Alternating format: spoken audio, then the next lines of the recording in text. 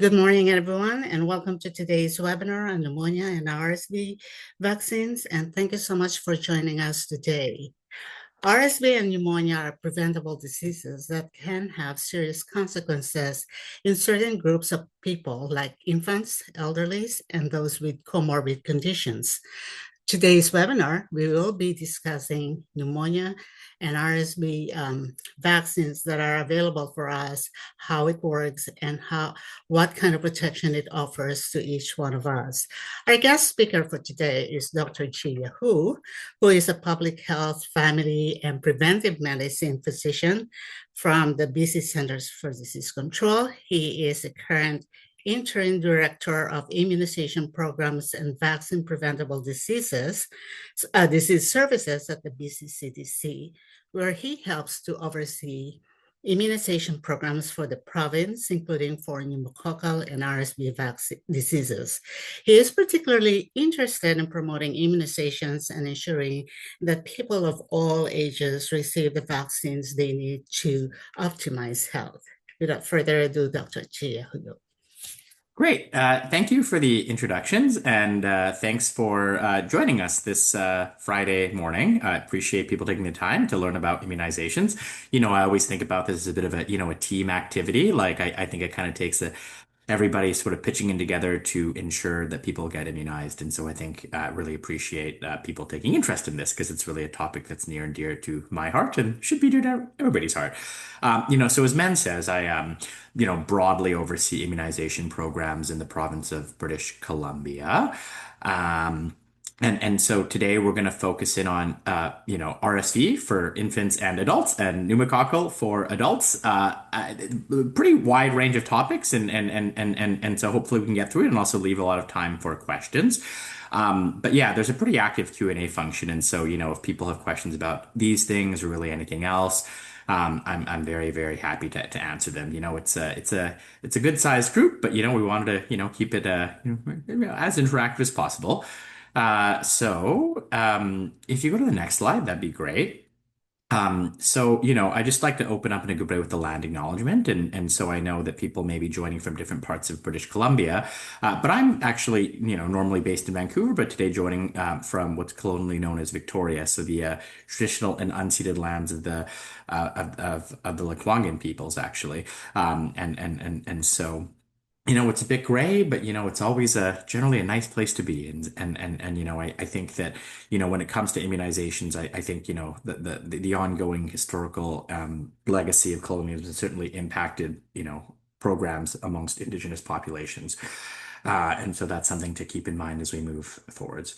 Okay, next slide. I think I understand that the audience is a bit of a mixed crowd. There might be a lot of patients, which I love, maybe some clinicians, and so hopefully, we try to keep it sort of at a reasonable level for everybody.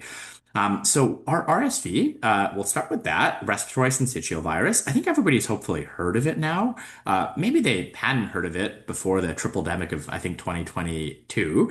But certainly, I think there's a lot more attention paid to it. And so, what is it? It's a very common virus that sort of displays seasonality. And now is a good time to be talking about these things because we are, beginning our fall respiratory seasons.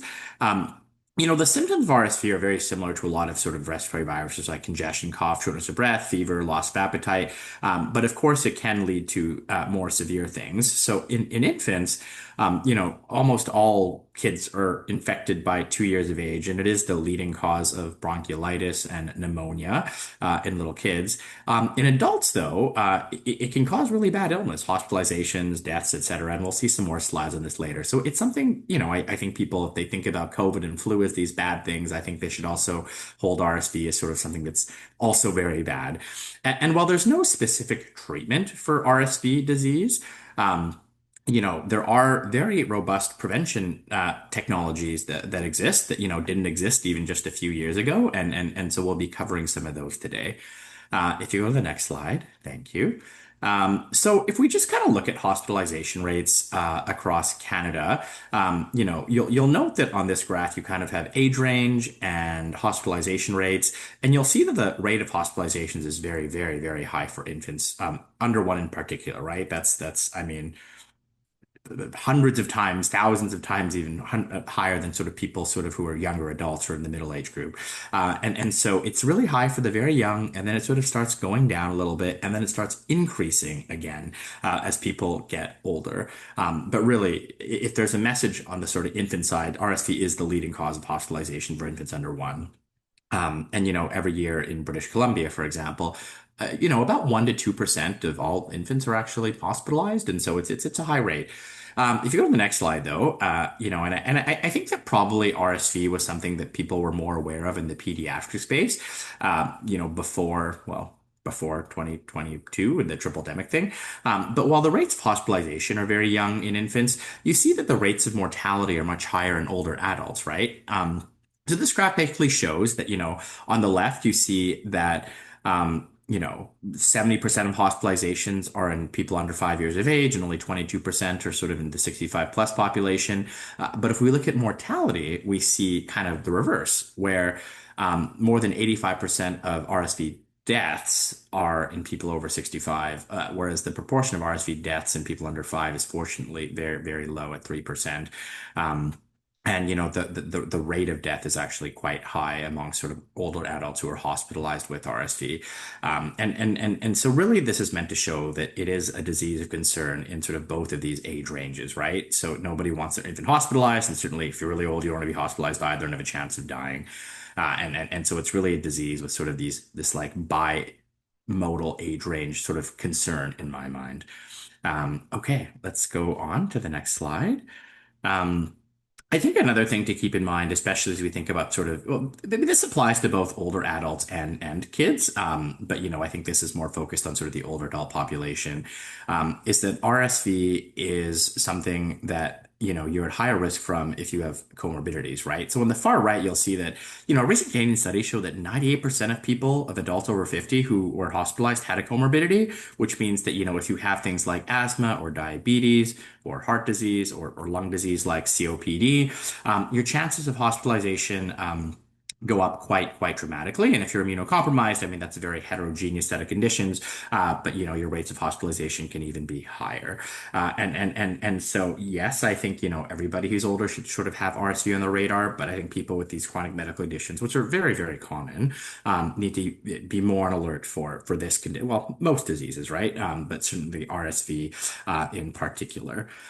And if you go to the next slide, I think it's important to sort of like contextualize, and these things sort of keep on changing, right? But this is data from the United States that basically just shows like the cumulative hospitalization rate for everybody, and I view it as like like a macro barometer of severity, looking at influenza and COVID and RSV, and you'll see that the RSV is the green and the influenza is the blue and the COVID is the red, and I'd say that, and what happened last year. Influenza wise was one of probably the worst seasons in more than 10 years. And so influenza normally isn't that high.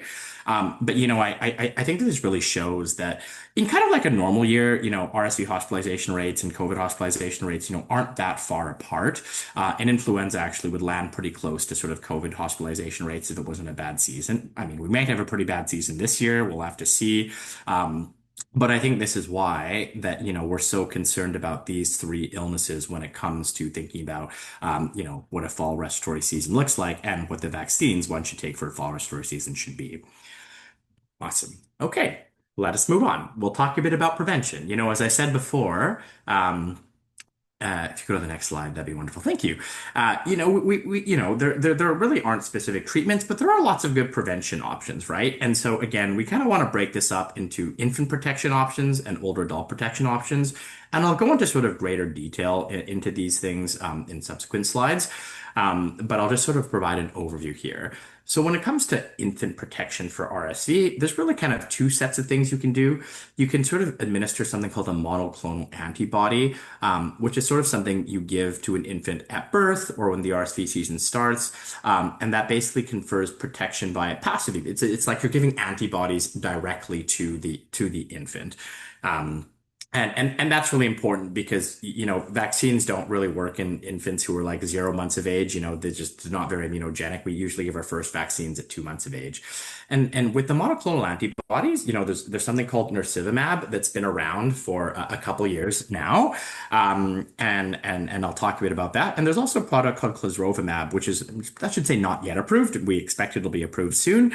And that'll be available sort of hopefully imminently. And so these work very, very well. On the flip side of how to protect an infant, the other way to do it is through something called maternal immunization. And so the idea here is that if you immunize the mother, basically, the mother will generate antibodies, and these antibodies will be transferred via the placenta to the infant. And so that's actually, we do this for a lot of things, right? We do this for pertussis in pregnancy, and I think this is sort of an exciting future way of sort of immunizing, providing protection to infants who can't really receive vaccines when they're really, really young. And so this is sort of normally given to moms who are 32 to 36 weeks gestational age. And then, I mentioned that immunization in subsequent pregnancy is unclear. So I'll talk a bit about sort of boosting in general when it comes to these vaccines. But, I think this is something that is also a pretty good option. And I'll talk a bit about sort of the data for each of these. And so it's good. We have two types of ways to protect infants, the monoclonals and the maternal immunization. And then on the older adult side, we can give vaccines, which is really, really good. And there's three vaccines that are licensed in Canada. There's a vaccine called Arexvy made by GSK, a vaccine called Abrysvo, which is the same one used for maternal immunization, made by Pfizer, and Mrezvia, which is made by Moderna. And this is just given as a one dose, one time. And most adults sort of have previously been infected. I mean, as I said, most kids are infected. Most people are infected actually quite young in their life course. But people can experience repeat infection, which is what we're trying to protect against, due to sort of the waning of immunity, and again, sort of the boosting. This is unclear. So there's a lot of stuff going on here. But if you're kind of like an older adult, I think you think about the stuff in the green, and if you're sort of like having kids or a parent, you think about the stuff in the blue, generally speaking. And so hopefully it isn't too complicated. So we'll start with some of the infant stuff. So if you go to the next slide, the National Advisory Committee on Immunization, which you probably have maybe heard of, because they made a lot of recommendations around COVID during the pandemic, has been sort of putting out these guidances around, well, all vaccines really, but around infant RSVs, which is what we'll focus on right now.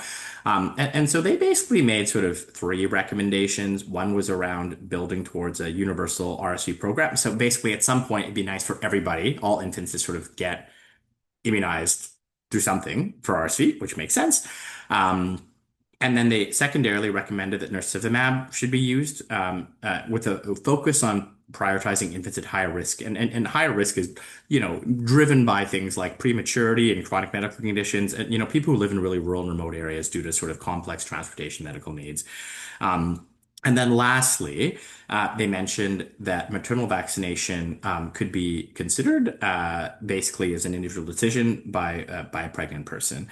These sort of guidelines came out about a year and a half ago now. Yeah, May 20th, it's November, that was May. But they are going to be updated shortly, right? And I think with respect to some of the updates, I think they'll sort of, take into account both clesrovimab and nirsevimab, and probably be a little bit more favorable to the use of maternal vaccination, as sort of more data for that has come out in terms of the safety in particular. And so that's sort of the macro recommendations, and we kind of use these to build provincial programs as best we can. But why don't we sort of go into the products themselves? And so if you go to the next slide, nirsevimab, this is something that's used probably the most commonly funded infant RSV prophylaxis approach in the country. As I said, it's a monoclonal antibody. It basically binds to a part of the RSV protein that sort of muddles around with its ability to sort of really fuse with the cell. It's given as a single dose to infants entering their first season and sometimes their second season, but usually, if they're more medically complex. And so initially there were a lot of art like randomized control trials, which are these really good studies that showed they were about 80% effective in preventing RSV related hospitalizations. And that's pretty good for a product, right? That's actually really good. Since the product has been used quite broadly, there's been a lot of real world evidence from all over the world indicating that it might be even more than 80% effective. And I mean, and so, for example, in Quebec, which is a universal nursivimab program, they could have indicated about 90% effectiveness in preventing RSV-related hospitalizations. But either way, the product works very, very well. Um, and the product is also very, very safe. And so, this is, it's a bit new for us in the vaccine world because it's a monoclonal antibody. And so I think different places are trying to figure out how to use them. But it's all in all, I think it works great.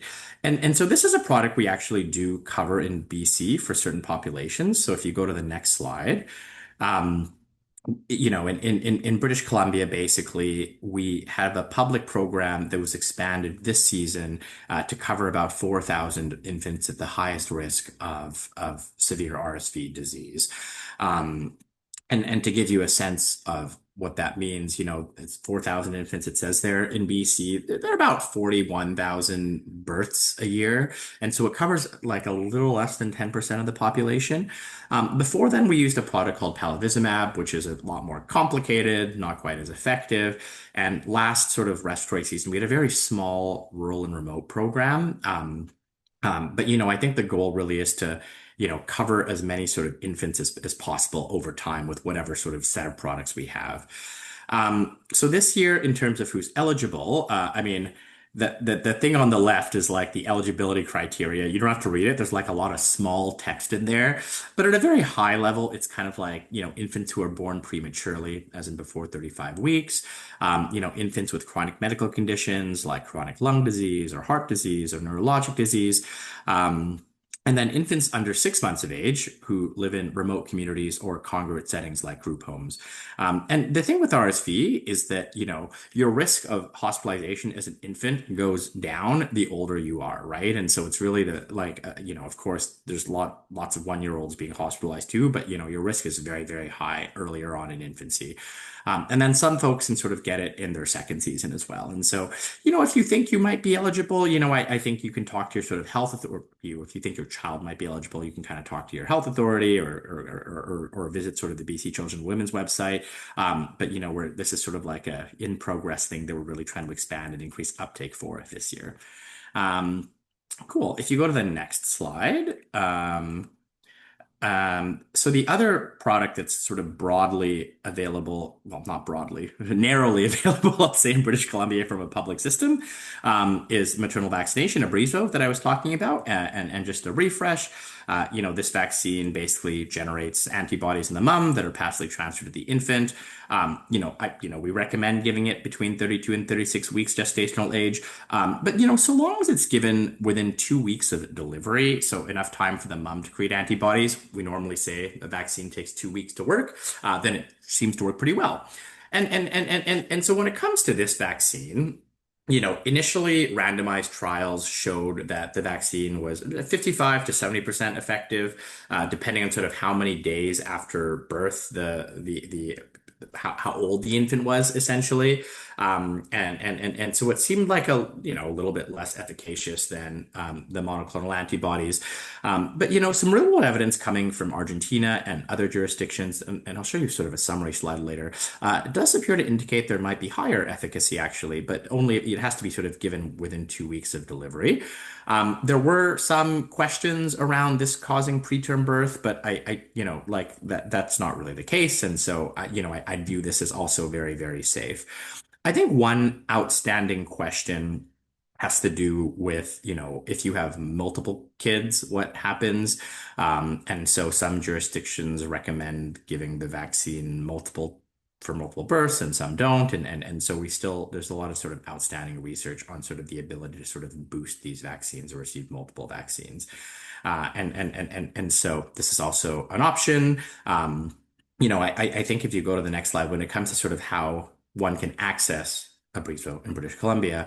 So it's not, unfortunately, publicly funded for the general population. FNHA, so the First Nations Health Authority, does fund it for all eligible, for every pregnant person who sort of falls within their umbrella.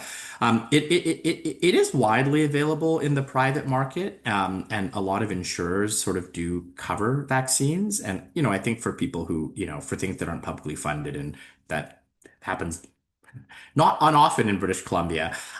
Private insurance can cover a lot of things.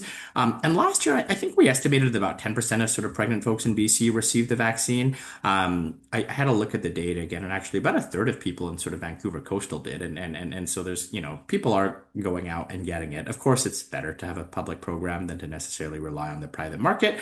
But kind of that's sort of where we are now. Okay, let's go to the sort of last to talk a little about Clozaril. If you go to the next slide, so this is a new product, not yet approved by Health Canada. We anticipate approval very soon. I view this as a antibody that's very similar to nirsevimab. Again, it's a single dose intramuscular injection. The same stuff as with nirsevimab, basically, more or less. There's some trials that show about 84% effectiveness in preventing RSV-related hospitalizations. And seems to be very safe, and it's a very similar profile to nirsevimab. I mean, it targets a slightly different part of the virus, but I think once this gets approved, NACI will make some recommendations around its use. But I think it's always nice to have more than one product for various reasons. It tends to sort of ensure we have good supply. It tends to ensure that prices may be a bit lower, and so it's nice to sort of have more than one thing. In the same way that we see for things like influenza vaccines. We have a lot of providers of influenza vaccines. And so kind of stay tuned for this one, I guess. Okay. So that kind of summarizes the infant RSV portion of the talk. Lots of good stuff available. I think right now, we have nirsevimab for a lot of folks. There is RSV publicly being funded, maternal vaccine publicly funded for FNHA populations, private market. And so I really, if you are having children, I'd really urge you to sort of think about these things and talk to your healthcare provider about them, because they are all very, very effective products. Okay, so why don't we move on quickly then to the older adult RSV prevention. So we talked about infants, and to summarize, big leading cause of hospitalization in infants. Fortunately, deaths are not so high in that population range, but nobody really wants their infant to be hospitalized. They're very good prevention options. On the other half of the table, we talked about sort of vaccines for RSV vaccines for older adults. And again, I often look to NACI to see what they're recommending, and I like their recommendations on this one. And so, what they are recommending is that, everybody 75 and older should receive an RSV vaccine, but particularly older adults at increased risk of severe RSV disease. And we'll show you what that list looks like next. They definitely recommend RSV immunization for adults 60 and older who are residents of nursing homes or chronic care facilities. That's where you see a lot of outbreaks of a lot of respiratory viruses. I've certainly managed a lot of influenza and COVID outbreaks in those settings, lots of RSV outbreaks as well. And then the vaccine can be considered for adults aged 50 to 74 in consultation with their healthcare provider. And that's a discretionary recommendation. Once again, as with the sort of infant space, there's a lot of stuff happening in a good way. And so NACI is going to be updating their older adult RSV recommendations pretty shortly as well, to account for, things like if younger adults with different immunocompromised conditions get the vaccine. So if you go to the next slide, we see some of the conditions for which RSV vaccination is particularly important. And, earlier on, there was that slide with the comorbidities like COPD and heart disease. And so I wouldn't say this is a surprising list, but I think people with heart or lung disease, with diabetes, with any sort of immunocompromising conditions, with kidney or liver disease, any neurologic disease, and, relatively high BMIs, should really think about, RSV vaccine. You see those sort of the risks can be 5-10 times higher in these populations vis-a-vis, somebody without any comorbidities. And I think another thing to, to conceptualize, if you go to the next slide, and this sort of applies, not just to RSV vaccine, but really any like respiratory virus like influenza or COVID, shingles in many ways as well. But there's kind of this relationship between viral illness and complications associated with chronic conditions. So, what happens is, like let's say, you're 65, you have some heart disease, and you're doing just fine. And then, you get infected with RSV, and then, you get hospitalized, and then you sort of have complications to your heart condition. These viruses are known to sort of exacerbate or increase your risk of heart disease and, exacerbate lung disease. And then your chronic condition worsens, which makes you more susceptible to these viruses. And you're in this sort of like, um, the opposite of a virtuous cycle, like a non-virtuous cycle, where the virus itself worsens your chronic illness, which makes you more susceptible to the virus. And the question is, could vaccination help reduce this cycle? Yeah, vaccination could certainly help reduce this cycle. And so I think that, this is just something important for people to think about. And, the good thing about everything that I'm talking about here is that generally these vaccines are like one time only.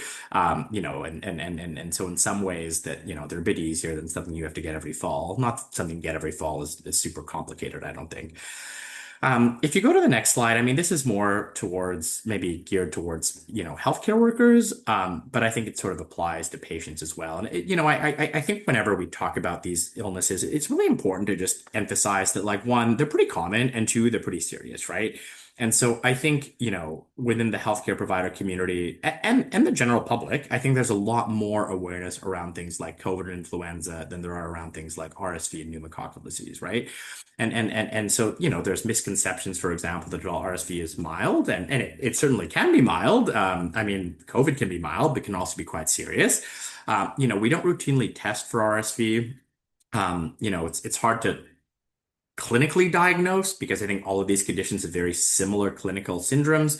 And then I think, well, sometimes there's going to be apathy in the absence of effective treatment, but certainly there is a lot of effective vaccination and prevention. And so if you go to the next slide, we'll just go a bit deeper into sort of the RSV vaccine options for older adults.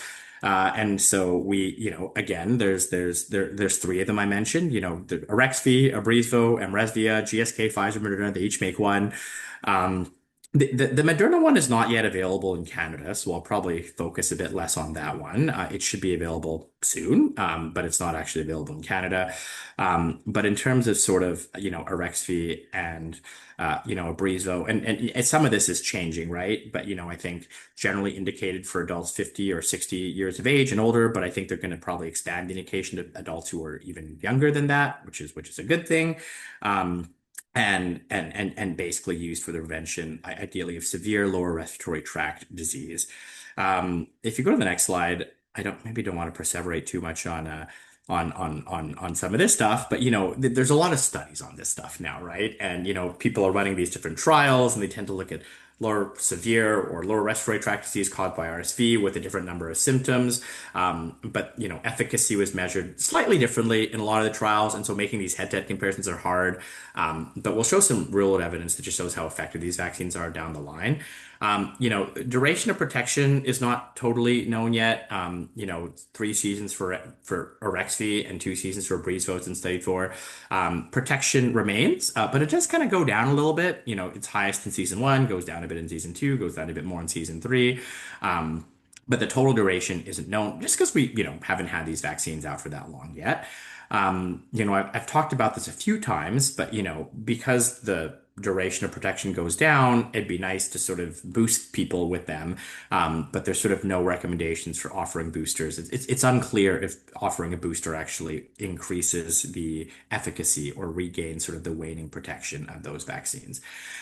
Um, I think that just in terms of some of the practical stuff, though, and this is maybe more applicable to the public here, it's a single dose, which is great. Because RSV is seasonal, getting these before the start of the RSV season is a good time to get them. And the RSV season normally starts in October, October/November in BC, generally across the country. And of course, you can co-administer, right? And so I think a lot of people tend to go get their COVID and flu vaccines together. But certainly you can also get an RSV or a pneumococcal vaccine at that time as well. And so they're very easy, I think, and straightforward. So how well do these products actually work? If you go to the next slide, the US has been doing these like large, they have these large networks looking at vaccine effectiveness, the Vision and the Ivy network, but they basically look at like lots of people that are hospitalized and lots of people go to the emergency departments. And so if we look at these numbers, you'll see on they basically tell a fairly similar tale, right? So if you're over 60 and immunocompromised, if you're over 60 and your immune system is intact, if you're over 75, it's all about 80%, right? And the Ivy network shows a similar tale, right? High 70s vaccine effectiveness. And this is basically how much does this vaccine reduce your risk of being hospitalized for both sort of healthy adults and adults with weakened immune systems. And it's all very robust, right? It reduces your cuts your chances by 80%, which is really, really good. Um, and so I think there's a lot of real world evidence actually showing the ability of these vaccines to reduce hospitalizations. And the last slide around sort of efficacy I'll show, there was a big review, next slide, that came out in the New England Journal of Medicine very recently, which was nice. And they sort of looked at the evidence for COVID and RSV and influenza. And there's like more and more studies on this now, which is really good. But it basically showed, for maternal vaccination, and this is all sort of against hospitalization, efficacy was about 70% for nirsevimab, about 80% for older adult RSV using either Arexvy or Abrysvo, which are the ones that you can actually get in Canada right now, about 80%, right? So they're all in the sort of 70-80% range. And that's really good for a vaccine, basically, right? I'm very happy with sort of that degree of efficacy. And so we know not just from studies like trials, but also in the real world, millions of patients that these work really, really quite well. Um, okay, so if you go to the next slide, what's the older adult RSV vaccine situation in BC? They are not currently publicly funded in BC at all. I mean, we sort of are reviewing these on an ongoing basis, but it's unfortunate that they aren't publicly funded. I mean, again, I'll say that they are widely available in private markets, and many insurers sort of do cover vaccines, which is nice, but it'd be, again, nice to have a sort of a public program. If you go to the next slide, I mean, I think this next slide is like slightly out of date now, but if you kind of look at, I would just, what this shows, the provinces and territories in blue have some program, and the provinces and territories in gray or black don't have a program. And so, I think BC is sort of sticking out increasingly as a province without a program. And so, I think until then, as much we can sort of encourage people to sort of access the private market, the better. But again, I'd love to see a public program for older adult RSV. Okay, let's move on. I feel like we're doing okay for time, but so that sort of wraps up RSV for us. Lots of good stuff there to protect infants and older adults. Wanted to touch on pneumococcal disease as well. Probably has lower awareness even than RSV, I think, is my hunch. But this one is caused by a bacteria. There's called Streptococcus pneumoniae. There are many, many types of Streptococcus pneumoniae bacteria. And different vaccines will cover different serotypes. It can cause non-invasive and invasive infection in both, children and adults. We'll focus more on adults for this talk, but non-invasive stuff, which is, not, ear infection, sinusitis, lung infection. I mean, that sounds pretty bad actually. But to be invasive, you need like really bad stuff like bloodstream infection and meningitis and, infection at other sites. So if you go to the next slide, we have a little picture of what that looks like. But, I think pneumococcal disease is perhaps underappreciated, but also can cause a significant amount of, invasive and, pneumococcal, like pneumonia, like lung disease that can be quite, quite serious. To give you a sense of the numbers, the next slide, and so I think with a lot of diseases there's kind of like a pyramid, right? And so the really serious stuff is in the top but less common, but then the lower you go down the pyramid, the more common things become. And this is basically a slide from the US CDC.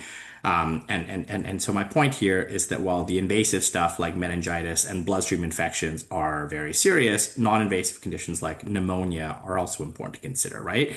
And so, in the US, they estimate about 100,000 hospitalizations from the pneumococcal pneumonia and 30,000 cases of invasive as in meningitis bacteremia every year. And usually, when I look at these numbers, I divide it by 10, like, I mean, rule of thumb for Canada. And so in Canada, there's, more than 10,000 hospitalizations from um, pneumococcal disease, right, in the country in any given year. And so it's pretty serious. If we kind of look at how sort of pneumococcal disease is distributed in the population, if you could go to the next slide, you'll see that so the little dots here show the rate, and the bars show the total number of and this is just invasive pneumococcal disease, but it gives you a sense of sort of when you're really young, the rate of disease is high, and then it goes down, and then when you get older, the rate of disease starts increasing again, and then the total burden of hospitalization is much very very high in sort of the older adult population, which is probably not unexpected. Um, we do, offer a routine immunization program against pneumococcal for younger children, for infants, I should say, usually under the age of 1. And that's been around for many decades, actually. And that's good. But, I think that, until more recently, the stuff we were offering older adults wasn't sort of as robust, and now it's getting a lot better. So you go to the next slide, you can kind of see that, within British Columbia, I mean, that line just shows the rate, right? And this is a bit out of date, but it does show that, there was a dip in the rate during the pandemic of 2020, of 2021, when it comes to invasive pneumococcal disease. But it started going up, right? As we saw with a lot of other respiratory illnesses. And so again, in British Columbia, every year, at least, 600, 700 people are hospitalized for invasive pneumococcal disease. And, a lot of this is preventable through immunization. If you go to the next slide, you'll see that the text on the left is very small, but as with what we saw with RSV, the risk of invasive pneumococcal disease is higher, and sometimes a lot higher, if you have certain medical conditions, right? So if you have immunocompromising conditions or certain chronic medical conditions like lung, heart, or kidney disease, or certain lifestyle things, if drinking or smoking a lot can increase your risk. And certainly people that are immunocompromised, for example, if you're like a transplant recipient or a splenic, you see that your risk of disease is like 20 or 30 or 40 times higher than somebody without that, right? And so it can be much higher. And so I think for sure this is a vaccine that's recommended for a lot of people, but for people with medical conditions and especially immunocompromising medical conditions, it's really important to be immunized against.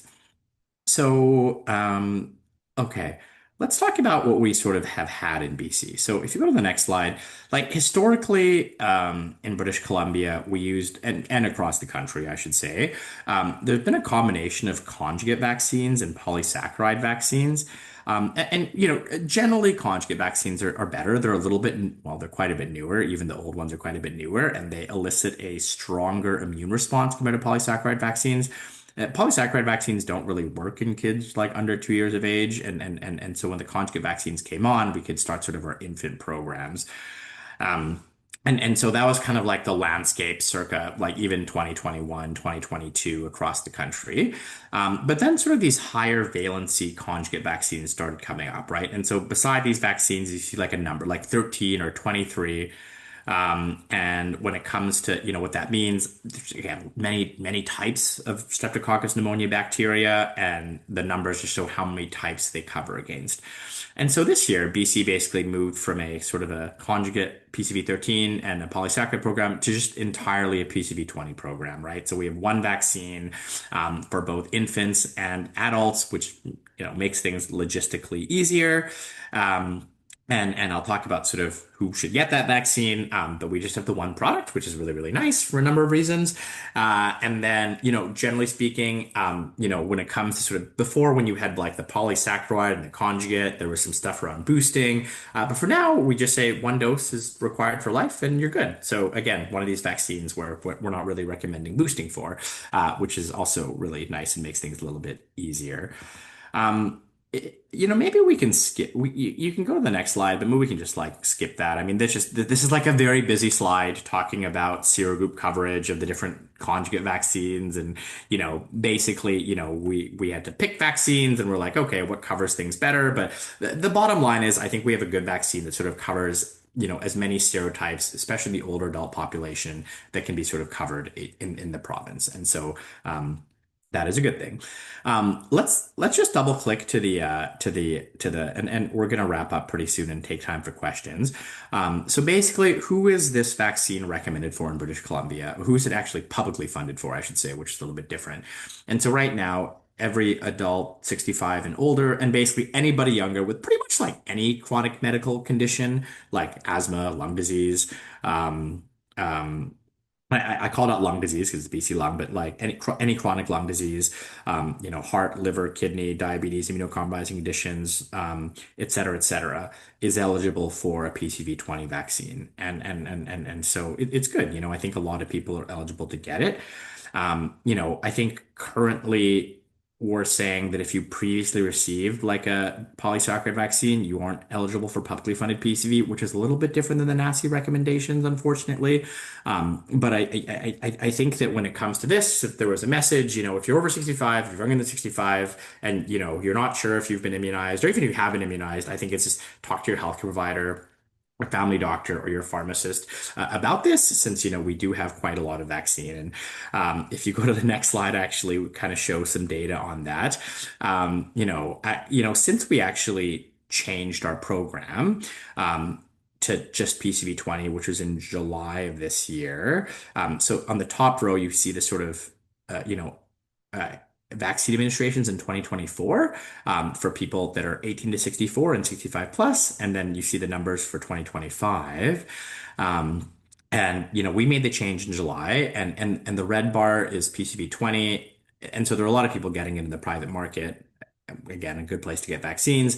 And then there are people getting the old polysaccharide vaccine, but that sort of isn't available in Canada anymore. But you'll see that if you sort of look at what's happening for the 65 plus population in August or September or October, the total number of administrations is very, very low compared to last year. And so this concerns me a little bit for a number of reasons. I'd love to sort of see more people get this vaccine, particularly because it is quite broadly publicly funded. But I think we'll need to do some more to promote this. But I think that our administration sort of have been low. And if you go to the last slide, which is sort of just like a wrap up slide, I think that like you're all on this call to learn about immunization. But I think that whether it's the pneumococcal vaccine or even some of the monoclonal antibodies and the maternal immunization, uptake hasn't been super high in BC. And so, I think anything you do to sort of, get the vaccine yourself or educate others or promoting immunization, would be really, really helpful. And so, I think the more we can sort of tell people about the importance of these things, the more we can get them ourselves, the better. And recognizing that we do have limitations when it's publicly funded. I feel like it's more my job to focus on, but I think we want these vaccines as publicly funded as possible, and then we want people to sort of take up these vaccines as much as possible. And I think now is a really good time to be talking about vaccines, because I think COVID and influenza are kind of on everybody's radar, given the launch of our sort of fall respiratory virus campaign. So with that, I think that brings me to a close. And so we have about 15 minutes left for questions. You can just go to the last slide. And yeah, thank you for your attention, and thank you for being interested in this topic. Thank you very much, Dr. Hood. This is a lot of information to absorb, Sorry, but yeah, maybe too much. very, very useful though. So we have some questions from the audience. One is that, does having a flu shot make a difference in protecting against RSV? Um, like I would say probably not. Like they're different diseases. And so I mean, one could have flu and RSV at the same time. That might make things worse. But in general, you need a flu shot every year, and you need an RSV shot, like for now, once a lifetime. Mhm. Another follow-up question is that if a patient is immune compromised due to high-risk complex disease and under the age of 65, what do they need to receive a free pneumococcal vaccine? Maybe referring to Prevnar 20. Yeah, yeah. I think that I mean they talk to their pharmacist or talk to their family doctor. They should be able to get it. So yeah. Okay, so another question. If I have no chronic conditions but spend a lot of time with grandchildren under 2 years of age, aka germ factories, should I get an RSV vaccine now or wait until I'm older given immunity wanes over time? Yeah, that's actually a really, really good question. I think that when it comes to the timing, it depends how old you are exactly, right? Like if you were like 30 or 40, like I probably wouldn't get it. But if you were Mhm, like 62, I think it's not unreasonable to sort of potentially get it. And so I kind of think like it's sort of like an individual, decision around sort of that particular situation, right? And so, mhm, hopefully, your kids will be immunized against RSV as well at some point, and like that'll decrease the risk to you. But yeah, like I think in those situations, getting the pneumococcal and the flu and the COVID is key. And if you're, close to some of these age recommendations, I think getting an RSV isn't a bad idea. mhm. Okay, another question is that a lot of people are confused, a little bit of confusion here between Prevnar 23 and Prevnar 20 because 23 sounds like you have more coverage because of the number, right? And 20 is has less coverage. However, there is a difference in the composition of the vaccine or the way the vaccine was prepared. So and that's the reason why maybe why the government has changed the policy to Prevnar 23 to Prevnar 20. If I have received Prevnar 23 a year ago, I'm over 65, have comorbid condition. Can I take or can I get Prevnar 20 at any time now? Yeah, so this is okay. This is a very okay. So one, in general, you're right that we wouldn't call it Prevnar 23, we call it Pneumovax, Well, it's basically. Prevnar. Yeah, Pneumovax. I mean, it is like, and they're just really different vaccines, right? And Pneumovax just doesn't work as well as Prevnar, and like that's kind of out of the picture now. I think it, had Mhm, its time. Right now, if you're over 65 and you had a 23, you are not eligible for publicly funded PCV 20. But what NACI recommends, and which I agree with, is that you should probably get a 20, actually. And so that's sort of in the private market that you would sort of have to go get that. I think when it comes to these recommendations around sort of catch-ups for people with PCV 20, um, we're sort of looking at sort of the eligibility criteria again. But for now, I think that it wouldn't be publicly covered, unfortunately, because the okay. current isn't a catch up, but you can get it in the private market. But stay tuned. Mhm. That could probably change. Now, RSV is not available yet, uh, not publicly funded. But Yeah. how much do you think RSV virus is selling now for people who wants to get RSV? Oh, like, sorry, what are you selling now? Like, Yeah, how much will it cost an individual to get an RSV yeah, I vaccine? think it costs about $300. I mean, that's kind of what we cite on our website. Yeah. And so, it's I know that can be a barrier for some, but I also think that again a lot of people have coverage, and it's hard to put a price on avoiding a hospital trip, I think. And again we'll work as hard as we can to kind of try to get some of these things more publicly funded. Other questions from the chat box is what vaccines are recommended for over 70 that are not publicly funded? Yeah, I would say that when it comes to vaccine, I mean, RSV is one of them. Shingles is another vaccine that's recommended for people that are 50 and older. That's not publicly funded at all, Mhm. which is a bit unfortunate. And so, those are two that, come top of mind. It's good. COVID and influenza are publicly funded. And then there's like travel stuff, that may not be publicly funded, like Hep A vaccine if you're going to go travel somewhere. But I think, in BC, like some of our gaps really are around the RSV and the shingles and yeah, RSV for both older adults and infants. But the good thing about all these things is that they are sort of like once in a lifetime vaccines, right? And so once you get them, you can just forget about it. We'll make sure you complete the series if there's a two-dose series, and then you're good to go. Okay. I think you have answered this question. How often do you get the Prevnar 20? Or when is the next booster dose? Or do we need a booster dose for Prevnar 20? I think you Yeah, have answered that.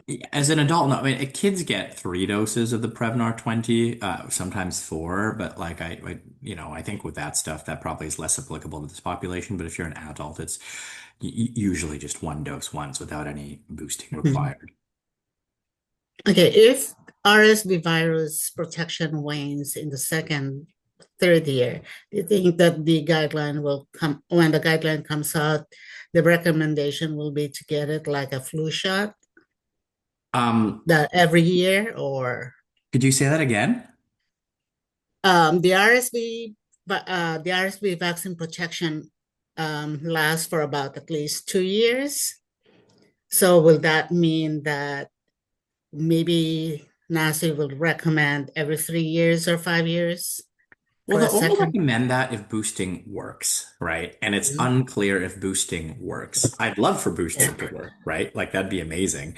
Mhm. But I think that remains a bit of an outstanding question, and that's why we're kind of silent on that right now. Okay, there's another question. I think you have responded to this question too, between the difference between Prevnar 20 and Pneumovax. Yeah. So it's so very confusing. I think there's all these numbers, but Pneumovax is a polysaccharide vaccine, and Prevnar is think of it as like a protein vaccine. And Pneumovax, used to be used. It's not used in Canada anymore. It didn't really prevent pneumonia at all, and it didn't really work in kids under 2 years of age. And so everybody now has these sort of conjugate protein vaccines, whether it's PCV20 or in some places PCV21, PCV15 for kids in some provinces. And so I just think of like these Prevnar 20 is better than Pneumovax. And Pneumovax is, I mean, it's salient insofar as your vaccine history now. But the polysaccharide vaccines, they just don't, like the Pneumovaxes, just don't generate as much of an immune response and so aren't as protective as the sort of the conjugate protein vaccines. Okay, another question from the audience. My mom had pneumococcal vaccine many years ago. Can she get a new one? She is 94, lives at home, but we want to keep her protected. I guess you have a reply to that one as well. Yeah, I would go check it out, right? Like, I think when it comes to it, we say that like if you've had a Pneumovax, you're not currently publicly eligible for a Prevnar 20. But I think it depends what she got and when she got it. And so I think it's worth sort of calling your pharmacist about this, right? And they should have that information. Okay, one question from the audience again. Does the effect of herd immunity apply to this infection, meaning RSV? Not really, right? In the same Okay. way that we don't really have herd immunity for influenza or, when it comes to herd immunity for COVID. I mean, like, I think that, you need a lot of people to sort of get vaccinated to have herd immunity, and the vaccine has to normally be for something like measles, for example, right? Like the vaccine's like 100% effective almost, right? And it's hard to sort of get herd immunity for measles as we've seen. But I think the way to think about it is like this vaccine reduces my personal risk of hospitalization by 80%, right? And that's That's really, really, really important. And just reading that comment from Fran, I totally understand that, cost can be a barrier. And again, it's kind of on folks like me to try to get more public coverage of these things, right? Like I don't think, I think all these vaccines that are recommended, ideally should be free because we know that they save lives and they're cost effective. Mhm. Okay, from an anonymous attendee, if you were getting the RSV vaccine, which of the two would you select? Oh, I don't know. I think they're both pretty similar. So it's up to you. NASI Yeah, says you can get either one. And so yeah, yeah, yeah, whichever is available. yeah, probably both are available to be honest. And so I think Yeah. they're both very good options. Okay. Kind of like the COVID Um, vaccines, when people are like, should I get a Moderna or a Pfizer? And I'm like, it probably doesn't matter. And so yeah. But that's if you're very true because a lot yeah, of people are saying, "Oh, which one did you get?" Or is yeah. it like there is a big difference between the two? The most important thing is whichever you get, it offers the protection that you needed. Okay, so any other questions from the group? I think there's one question. How can one obtain a copy of all vaccinations that one has received? That's Where a can really they good get that? question. It's a great question. So people can go into Health Gateway if they're familiar with Health Gateway, and that will list all the vaccines that they received if they're on the immunization registry. That immunization registry we have in BC has been around for like a couple decades. And so, if you're like 15 years old, it's pretty good. But if you're like 60 years old, it's probably not that great. And in that situation, your best bet really is to probably talk to the person that immunized you. And so which is hard, right? Like if you got your child immunizations like 50 years ago, like, it's going to be hard to remember. I mean, a lot of those don't matter as much, to be honest. But like usually I say either Health Gateway or, wherever you were immunized. And I also think that nowadays if you've sort of received immunizations and in BC in the last, 10, 15 years, 10, 15, 20 years, a lot of those sort of should be recorded. And so, when it comes to the older adult stuff, what you got when you were five probably doesn't matter as much, but what you got, 5, 10 years ago in terms of your pneumococcal or shingles, RSV history could be helpful. And we should sort of have that on the registries. Last question maybe for me is how do Yeah. you deal with skeptics?